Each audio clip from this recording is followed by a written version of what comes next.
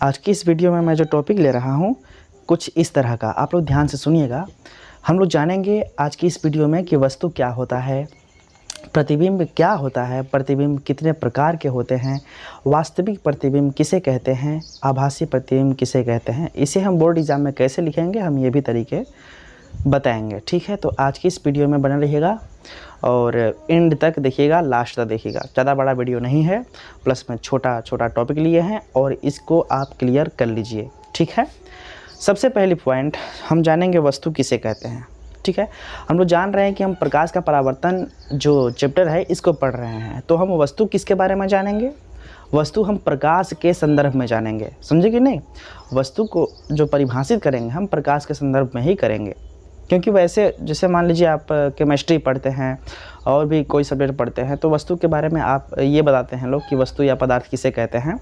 तो लोग ऐसा बताते हैं कि वस्तु एक ब्रह्मांड में उपस्थित ऐसी पदार्थ का मात्रा है जिसमें द्रव्यमान होता है और जो स्थान घेरता है, समझे कि नहीं? उसी को वस्तु बोलते हैं। तो वो तो हो गया, कोई भी वस्तु में द्रव्यमान तो होता ही है, हम समझते हैं। ये जो मार्कर है ये भी एक वस्तु है, लेकिन इसमें द्रव्यमान है और ये कितना स्थान घेरा हुआ है वो उसका आयतन होता है, ठीक ना? तो ये तो वस्तु का बेसिक परिभाषा हुआ था ना। लेकिन हम जो वस्तु जानेंगे प्रकाश के संदर्भ में जानेंगे, समझे कि नहीं? तो प्रकाश के संदर्भ में हम लोग जानते हैं कि जब भी कोई हम दर्पण बनाते हैं, जैसे मान लीजिए ये हमारा अवतल दर्पण है। कौन सा दर्पण है? अवतल दर्पण है।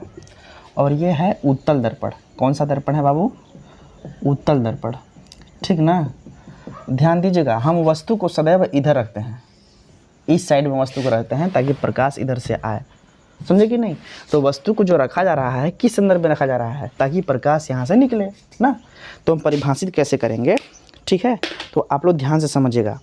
प्रकाश के संदर्भ में वस्तु की परिभाषा हम ऐसा कहेंगे कि जिस प्रकाश स्रोत से प्रकाश आ करके दर्पण से टकराती है उसी प्रकाश स्रोत को हम बोलते हैं वस्तु। जैसे मान लीजिए यहाँ पे एक टॉर्च है, क्या है? यहाँ पे टॉर्च है जहाँ से लाइट निकल रही है ना। तो जिस प्रकाश स्रोत से, प्रकाश स्रोत का मतलब जहाँ से प्रकाश निकल रही है, जिस वस्तु से प्रकाश निकल रही है उसी को बोलते हैं प्रकाश स्रोत, ठीक है ना? यानी कि जिस प्रकाश स्रोत से प्रकाश निकल करके दर्पण से टकराती है इसी प्रकाश स्रोत को हम वस्तु कहते हैं। ठीक है, ये हो गया वस्तु का बेसिक परिभाषा, ठीक है ना? अब समझिए प्रतिबिंब के बारे में। प्रतिबिंब क्या होता है तो ध्यान से देखिएगा, प्रतिबिंब क्या होता है ना। सबसे पहले हम इसी में समझा दे रहे हैं।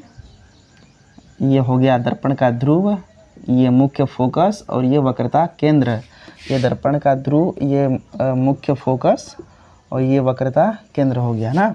हम लोग समझ रहे हैं कि इसके बारे में, प्रतिबिंब के बारे में, कि प्रतिबिंब होता क्या है, जिसको इंग्लिश में हम इमेज के भी नाम से जानते हैं। ठीक है, तो ध्यान से समझिएगा। मान लीजिए एक वस्तु को यहाँ पर हम खड़ा किए हैं, ठीक है? मान लीजिए हम यहाँ पे खड़ा किए हैं वस्तु को, ठीक है? यहाँ पे है, यहाँ से प्रकाश निकल रहा है, यहाँ से प्रकाश निकल रहा है ना। तो वस्तु से आने वाली प्रकाश की किरण दर्पण से परावर्तन के पश्चात जिस बिंदु पर मिलते हैं, जिसे एक तो प्रकाश ऐसे हम सीधे निकाले और ये दर्पण से टकरा करके मुख्य फोकस से होकर गुजरा और दूसरा प्रकाश की किरण हम वक्रता केंद्र से गुजारते हैं, ठीक है? इस तरह से भाई एक प्रकाश स्रोत से सिर्फ एक ही किरण थोड़ा निकलेगा ना। एक प्रकाश स्रोत से सिर्फ एक ही किरण तो निकलता नहीं है, बहुत सारे किरण होते हैं, समझे कि नहीं? तो हम दो किरण केवल दिखाए हैं कि एक इधर से आया है और एक इधर से, ठीक है? जो समांतर जाता है मुख्य किरणें ना, वो दर्पण से टकरा करके फोकस से गुजरती है और एक किरण होता है जिसे वक्रता केंद्र से हम गुजारें तो सीधे जाता है, टकराता है और अपने माध्यम में वापस लौट जाता है, फिर लास्ट में यहाँ पे कट गया, ठीक है? यहाँ पे कटा ना। तो जिस बिंदु पे दोनों प्रकाश की किरण मिले यहाँ से हम मुख्य अक्ष पर लंब डालेंगे, इस तरह से लंब डालेंगे, ठीक है ना? और इसी को हम बोलेंगे हम प्रतिबिंब। क्या चीज़? प्रतिबिंब। तो ये हो गया वस्तु। यहाँ पर वस्तु रखा हुआ है, यहाँ से वस्तु से प्रकाश निकल रहा है और दोनों किरणें जहाँ पर जिस बिंदु पे कट रहे हैं, जिस बिंदु पे मिल रहे हैं, इस बिंदु से हम मुख्य अक्ष पे लंब डालेंगे। क्या डालेंगे? लंब डालेंगे, यानी मुख्य अक्ष ही ना है जी, मुख्य अक्ष यही है। तो इस पे हम लंब डालेंगे तो यही हो गया क्या चीज़? यही हो गया प्रतिबिंब। अवतल दर्पण में हमेशा वास्तविक प्रतिबिंब बनता है। वास्तविक प्रतिबिंब का मतलब वास्तव में ये किरण किसी न किसी स्थान पे कट रहे हैं, इसलिए इसको हम बोलेंगे। लेकिन इसमें प्रतीत होता है, जो उत्तल दर्पण होता है इसमें प्रतिबिंब बनता हुआ प्रतीत होता है। ध्यान से समझिए कैसे। मान लीजिए किसी वस्तु को हम इधर खड़ा कर दें, ये बात ध्यान रखना है कि दर्पण के बायां साइड में ही हमेशा वस्तु को रखा जाता है। यहाँ से प्रकाश की किरण निकल रहा है और निकलने के बाद में सीधे जा रहा है और टकरा करके इस तरह से लौट जा रहा है। तो इसको हम इस तरह से पीछे की ओर मिलाएंगे तो ये ऐसा लग रहा है कि मुख्य फोकस से होकर के जा रहा है, ठीक ना। ये वास्तव में यहाँ से नहीं जा रहा है, लेकिन यहाँ से टकराने के बाद ऐसे लौट गया है ना, लेकिन हम इसको पीछे की तरफ मिलाने की कोशिश किए हैं, ठीक है। अब एक प्रकाश की किरण को यहाँ से वक्रता केंद्र पे गुजारो। मान लो कि वक्रता केंद्र की तरफ आ रहा है और टकराया, टकराने के बाद वापस यहीं से लौट गया, लेकिन हम इसको हम पीछे की ओर मिलाएंगे इस तरह से डॉटेड लाइन से इसमें। तो यहाँ पे कटा, यहाँ पे कटा कि नहीं, तो यहाँ से हम मुख्य अक्ष पे लंब डालेंगे और ये हो गया प्रतिबिंब। क्या हो गया? प्रतिबिंब। तो इसमें जो प्रतिबिंब हो रहा है, लग रहा है कि इसमें प्रतीत हो रहा है। क्या चीज़? इसमें प्रतिबिंब बनता हुआ प्रतीत हो रहा है, इसीलिए इसको हम आभासी प्रतिबिंब कहते हैं। इसमें वास्तविक प्रतिबिंब बना है, लेकिन इसमें आभासी प्रतिबिंब, इसको हम प्रतिबिंब ही बोलेंगे, प्रतिबिंब, लेकिन आभासी प्रतिबिंब है। यहाँ पे वस्तु रखा गया है, समझे कि नहीं। तो प्रतिबिंब का क्या परिभाषा हुआ, ध्यान से समझिएगा आप, ठीक है। आपको इतनी बात समझ में आ गया है तो आप इसका परिभाषा समझ लीजिए ना कि प्रतिबिंब किसे कहते हैं।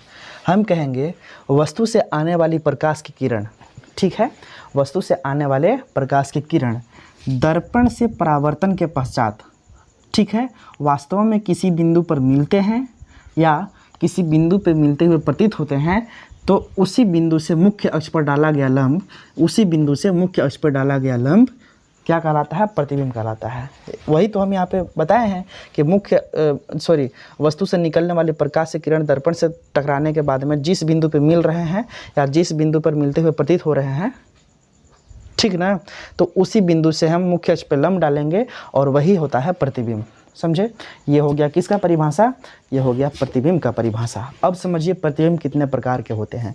तो प्रतिबिंब मुख्य रूप से दो प्रकार के होते हैं, एक वास्तविक प्रतिबिंब, एक आभासी प्रतिबिंब, ठीक है ना। इसका भी डेफिनेशन आपको जानना पड़ेगा कि वास्तविक प्रतिबिंब किसे कहेंगे और वास्तविक आभासी प्रतिबिंब किसे कहेंगे। ऐसे बेसिक रूप से तो आपको समझा दिए हैं कि वास्तविक प्रतिबिंब क्या होता है और आभासी प्रतिबिंब क्या होता है, लेकिन इसको परिभाषित कैसे करेंगे तो ध्यान से सुनिएगा। वास्तविक प्रतिबिंब किसे कहेंगे ना, आप ये भी बात ध्यान रखिएगा कि वास्तविक प्रतिबिंब हमेशा अवतल दर्पण में बनता है। किसमें? अवतल दर्पण में वास्तविक प्रतिबिंब बनता है, जबकि आभासी प्रतिबिंब उत्तल दर्पण में बनता है। तो ध्यान से समझिएगा, हम वास्तविक प्रतिबिंब को परिभाषित कर रहे हैं, ठीक है ना।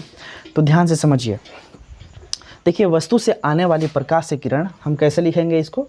वस्तु से आने वाली प्रकाश की किरण दर्पण से परावर्तन के पश्चात वास्तव में किसी बिंदु पर मिलते हैं, ऐसा बोलना पड़ेगा कि वास्तव में किसी बिंदु पे मिलते हैं, तो इस प्रतिबिंब को हम बोलेंगे वास्तविक प्रतिबिंब, ठीक है। अब इसमें इसके लिए हम बोलेंगे क्या चीज़? आभासी प्रतिबिंब के लिए कि वस्तु से आने वाली प्रकाश की किरण दर्पण से परावर्तन के पश्चात वास्तव में किसी बिंदु पर नहीं मिलते हैं, बल्कि मिलती हुई प्रतीत होती है, तो ऐसे प्रतिबिंब को हम आभासी प्रतिबिंब कहते हैं, ठीक है। ये हमारा प्रतिबिंब के जो प्रकार है, वास्तविक प्रतिबिंब और आभासी प्रतिबिंब, इसका परिभाषा हुआ, ठीक है। तो आप लोग ये ध्यान रखिएगा, जो परिभाषा आप लिखेंगे, जैसे वास्तविक प्रतिबिंब का परिभाषा लिखे ना परिभाषा, तो उसके नीचे ये वाला फिगर आप बना दीजिएगा, समझे कि नहीं। वास्तविक प्रतिबिंब दिखाने के लिए कि आप जो वास्तविक प्रतिबिंब का परिभाषा दिए हैं, उसके नीचे ये अवतल दर्पण से संबंधित एक प्रकाश की किरण खींच करके ऐसा प्रतिबिंब बना दीजिएगा, तब एग्जामिनर अच्छा नंबर देगा, ठीक है ना। और हम क्या बोले आभासी प्रतिबिंब के बारे में, तो आभासी प्रतिबिंब को जो परिभाषित किए आप लोग, तो उसके नीचे परिभाषा के बाद में इस तरह का या यही चित्र बना दीजिएगा, समझे कि नहीं, यही चित्र बना दीजिएगा उसके नीचे। तो इसमें एग्जामिनर को ये समझ में आएगा कि वास्तव में यहाँ पर आभासी प्रतिबिंब बन रहा है, समझे कि नहीं। तो इस तरह से आप लोग लिखेंगे बोर्ड एग्जाम में, तभी जा कर के आपको अच्छा अंक मिलेंगे, ठीक है ना।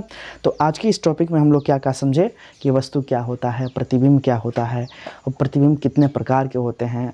दो प्रकार के होते हैं, एक वास्तविक प्रतिबिंब, एक आभासी प्रतिबिंब, ठीक है। तो आज की वीडियो कैसी लगी आप लोग कमेंट के माध्यम से हमें बताइएगा, और आपसे रिक्वेस्ट है कि मैक्सिमम स्टूडेंट्स को आप लोग इस वीडियो से और इस चैनल से जोड़ने की कोशिश कीजिए, ताकि मैं आप लोग के लिए बेहतरीन वीडियो प्रोवाइड कर सकूं।